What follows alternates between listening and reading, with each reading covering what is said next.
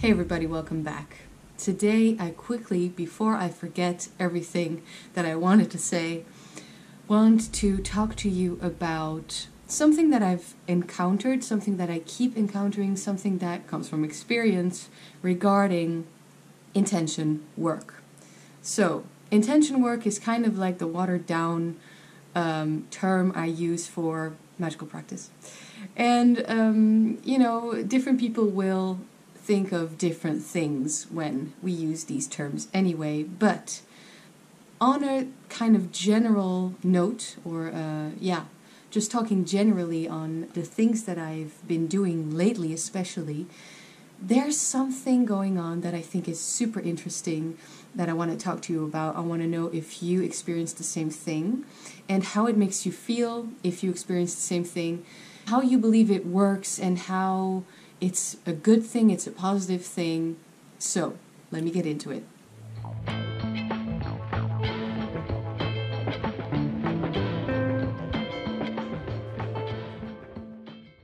Often when I sit down here, because this is my favorite space, to do this type of work in, when I ask for things, and by asking for things I definitely mean I am bringing a certain type of energy in. Overall, it's a practice that is bringing in intention, bringing in energy to become more aware, to become a better person, right? To make better choices, or to have better choices. That's also possible.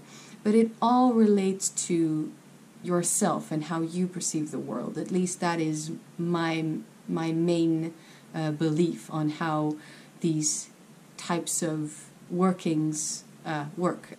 When I ask for something, when I bring in an energy, when I do this intention, when I try to manifest something, usually I go from where I am now straight to, in my mind at least, or even in the words I use, if I use words at all, or just overall, I go from the point where I am at now directly to the point where I want to go, my goal, my achievement. I draw a straight line from point 1 to point 2, because I want to get from 1 to 2. Because you see, in my mind, when I ask for something, when I bring in an energy, when I invoke something, when I want to go somewhere, attain a goal, or at least the goal maybe being the journey, right? Because we're not necessarily doing anything for a set goal. It's just to reach the next step, maybe. But I do tend to go from point 1, where I am now, to point 2 in a straight line, like in the least line that twists and curves and turns. In my mind, it goes like whoosh, energy, directed. It's clear. So that might be good, but I think that the straight line is an illusion, because I have this, I don't know, this just came up. I'm always playing with 2D, how I write things or draw things on the paper, and what they would actually look like if we change the perspective and look at it from another perspective, and look at it in 3D at least. Now I know there's 4D, 5D and all that stuff, but let's just stick to those two. So imagine everything is 3D, but we just have to switch our mind to that. Everything in the universe is curved, is a spiral. So why am I thinking that I direct the energy and the arrow that I'm metaphorically shooting away is going straight? It doesn't. There's a little curve, there's a little bow. It's using the momentum of the string that I let go, and it's even looking at an arrow flying through the air. I think it makes this type of motion, So I don't think anything works in a straight line. So it's kind of strange that I held on to that for so long, that the straight line was going to get me from point 1 straight to point 2. Now, imagine I draw a straight line on a piece of paper. Actually, let's do that. Fun! Now, this is lined paper, so I don't actually need to draw a line, but I am going to do it. So here we go. This is my my journal, the last few pages. No, I still have a few, that's good. So, straight line. As straight as possible. It doesn't matter that it's actually curved, right? I hope you can see that, by the way, but imagine we're looking at this. We are looking at this, but imagine you see just a straight line floating in the air somewhere. Imagine looking at it from a different perspective. Imagine we go from looking at it from the side to making it 3D so that we can look at it from every possible direction, and we look at it from the top. And all of a sudden, we see that the straight line is a circle. This is a possibility in my mind, but the circle implies this type of perfect world even, that everything is circular, that everything is in cycles, and I do believe that. Everything is cyclical, but this shape in 2D form, the way that I drew it on the paper here, implies that it's perfect, implies that it's good, implies that it's, if we would look at it from the side, it would turn back into this straight line. I know all of this is very strange, but I am getting somewhere, I promise. Yet, to me, this is not true. This is not what the circle is like. I think we have kind of debunked the straight line. Everything in the universe is a spiral, or is in a curve, is circular, is cyclical, and the spirals and the universe itself is a spiral as well. Instead of looking at the circle as a kind of perfect shape, as a kind of perfect energy, as a type of perfect law of the universe, I think it's much more organic and twisted and curved, and things happen along the way. It again doesn't show that you go from point 1 to 2. It shows that there's this whole world, this whole experience that can happen, this whole range of possibilities that can happen that we did not anticipate along the way. It's all about the journey, the adventure, right? So I'm thinking the circle is not a perfect shape. I'm thinking the circle is, like everything else, organic, at least of the things that we're talking about here. I think that it's a living, breathing organism. For instance, like the snake that bites his own tail, the Ouroboros. Now, that's a really, really bad rendition. Anyway, it's so small, I'm not sure you can see this beautiful artwork of mine. I think I will dedicate this page to making something over it. I don't know, just drawing something over it. This snake biting his own tail cannot be perfect in the way that we think, in the way that at least I have in my mind the perfect circle or the perfect straight line. Let's flip the circle back to this horizontal shape, and I think we get this, the lemniscate, which is to me, I think, a different perspective of, you know, seeing that snake biting his own tail. We see that, right? We see that sometimes, like this, or like an 8, rather. We see that in the 2 of discs of the Thoth, for instance. We see that all the time. And do you see how this 2D shape here, thinking of it as if it's a snake, becomes actually like a squiggly circle, squiggly line? There's more to this shape than this. Let me back up. We have this straight line, which to me I think is a circle. But then the circle, we flip it back. What are we looking at? Are we looking at this flat shape? Or this flat shape? I don't think so. I think we are looking at a circle that goes down. Wait, how does that go? Am I doing this right? This is hard. So let's start in the middle. So we go up on this side, but then it goes down, and then it goes up, down. it's a circle, but it's kind of like twisted like that, right? So the way it's drawn is kind of more like this, like wavy, curvy.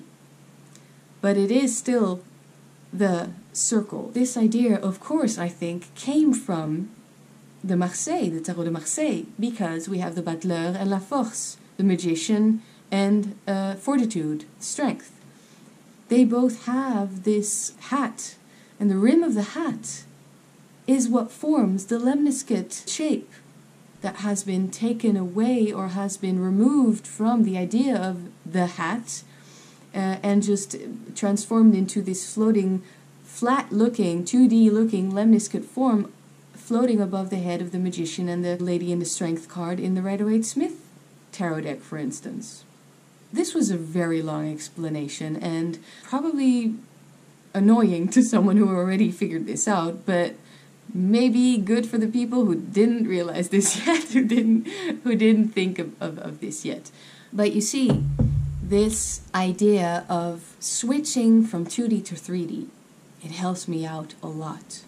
I remember a while ago I did this 1 hour long Skype reading with someone. He was talking about how he felt that his energy, I think, was going. It was going from really high highs and lower lows, and then it just keeps going like that, up and down and up and down. And it's exhausting because, you know, I can imagine this to be exhausting because it's like it's not this, at least a line that feels like, okay, I'm growing. It kind of, okay, I'm growing, but then I'm falling back down. You know, these are these periods in our lives that are very confusing, and there are a lot of conflicting feelings and energies that go along with that. But this idea of going up and then falling down again and then climbing back up and falling down again, try and look at it from a different perspective. Imagine there is this line, right? And imagine you are standing here. So this is the path, and then all of a sudden, I think the line that seems to be only climbing up and then falling back down again actually turns into this long spiral that is a continuous line. There are no twists or you know, things that seem to break the cycle. Actually, from this side, it's looking so exactly the way that it's supposed to be. It's looking like it's made that way purposefully. I mean, this is just an idea and a different, you know, perspective, quite literally, of looking at this, but it's a possibility, right? With this line going like that, going up and down and up and down and up and down, actually from a different perspective, it's this. And then looking at it from here, from this point, it's this. And this idea of it's a spiral, it's flowing quite naturally, quite beautifully, doesn't seem to have anything wrong with it, I think is a different way of looking at our problems, I think. It's obviously not about denying that certain things need to be fixed or certain things need to be directed in a different way, need to be addressed, you know, need to be looked at, need to be worked with. But it implies, or it reminds me of this saying, every obstacle isn't really an obstacle. The obstacle is the way, is the road, is the path, is not even just part of the path, but is the path. Why am I saying all of this stuff that is really hard to explain in the first place and, you know, might not even be new information to you watching this? But why am I saying this? Is because with all of this stuff, I believe that, and from my own experience, from the how different intention worked out, what I got from it is that it never goes the way that I expect things to go. I ask for something, I bring in an energy, it's my intention, and I do get what I ask for. But it's always option 3 or option 4 that I hadn't even considered, because it's never a straight line. You know, I do get from point 1 to 2. But there's this similar option, like 2.0, or as I said earlier, 0.3 or 4, that's equally as good or maybe even better. But it's just something that I wasn't able to imagine from the point that I was at 0.1. From my perspective, it just looked like, okay, well, I'm shooting this arrow to my goal and it's going to come back to me, right? It's like a boomerang. Well, you know what? The boomerang also makes this whole big curve.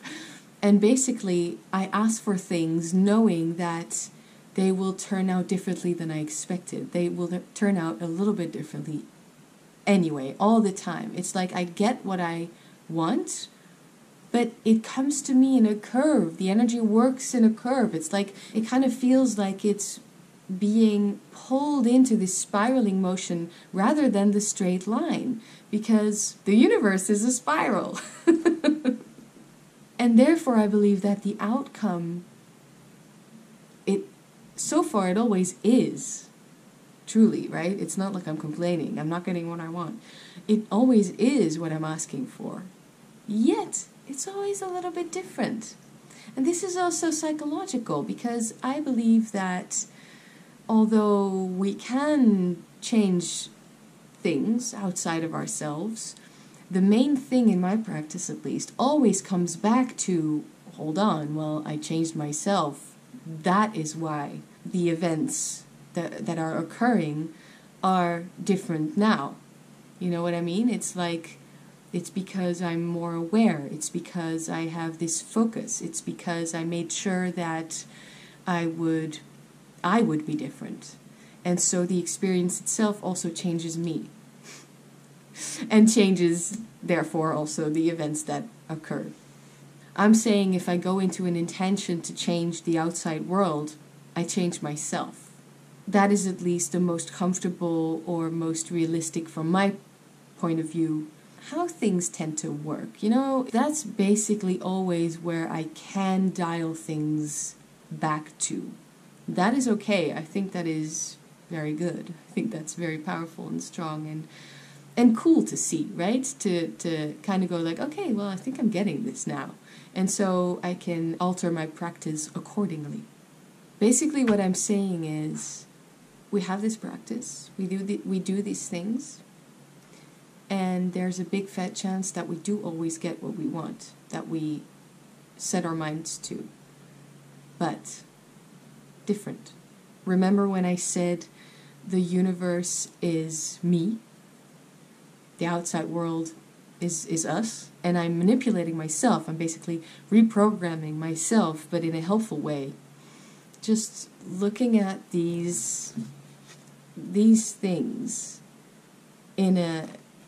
from a different perspective really helps me understand, at least helps me build, my own personal practice. To give a perhaps very cheesy example of what I'm talking about, it's one of the possibilities. I've talked about this in a recent live chat, I'm just going to say the same thing because I think it works.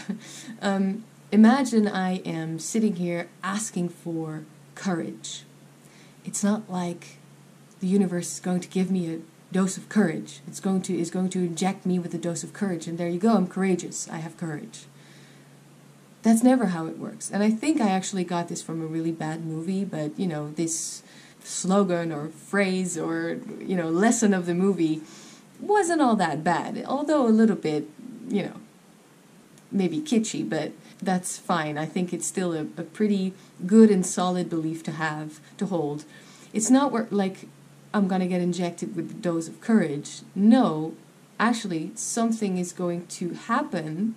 Whether I made this happen or it was supposed to happen anyway, and I am prepared now because I reprogrammed myself to show courage, it's that something will happen so that I will have the chance to show courage, to be courageous.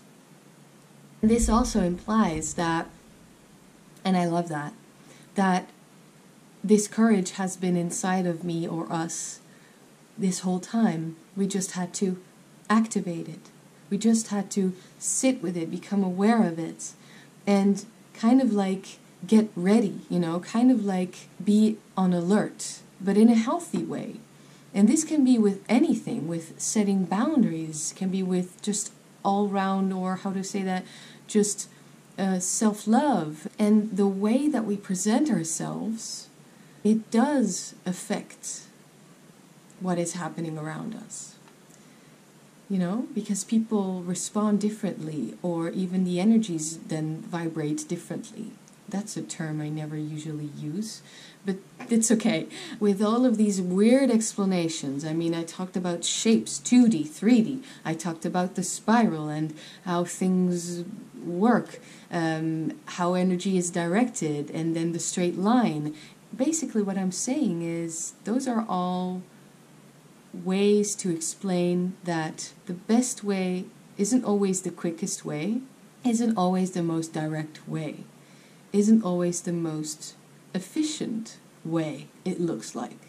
Now I'm figuring out that maybe this type of attack, this type of approach can be useful sometimes. Like something needs to be quick and don't think about it. It's instinctual.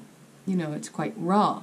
And I love that still. But lately, everything that I've asked for, it's kind of like I might put in this approach into my work, into what I ask for, into what I intend and direct, but I get it back differently. And I know, or at least I believe at this point, that it's because it's not like this reflection mirror effect, like it bounces back. It feels like it's being pulled into this whole, the direction of everything. And then it comes back to me in a different form, because along the way it's been transformed, it's been influenced by all of these other things that it encountered along the way, and before it comes back to me it's something different. It's still the essence, it's still what I needed, it's still what I asked for. You know what I mean? So, this was probably incredibly long, but I really, really wanted to talk about this and make a video, and I'm super curious to hear if anyone else is thinking about all of this weird stuff. I thought maybe this one is too weird for YouTube, but I'm putting this one out there anyway, and I want to know if you also encountered this and how you feel it works, if you even know what I'm talking about, if you also agree that, for instance, the lemniscate looks to be a flat 2D form, but when we look at the Magickal tarot, it's obvious that it's, you know, the rim of the hat. So it is a circle, but it goes up and down. So, yeah, all of that. And I'm going to play the little game that I've been playing in a few of my latest videos, end with a word that you can include in your comment underneath the video. Let's say red wine, because I have red wine over here, which has gone sour, which I'm going to use in some sort of banishing thing. Red wine. Okay, so get creative with those two words, red wine, in your comment. And again, thank you so much, and I will see you in the next one.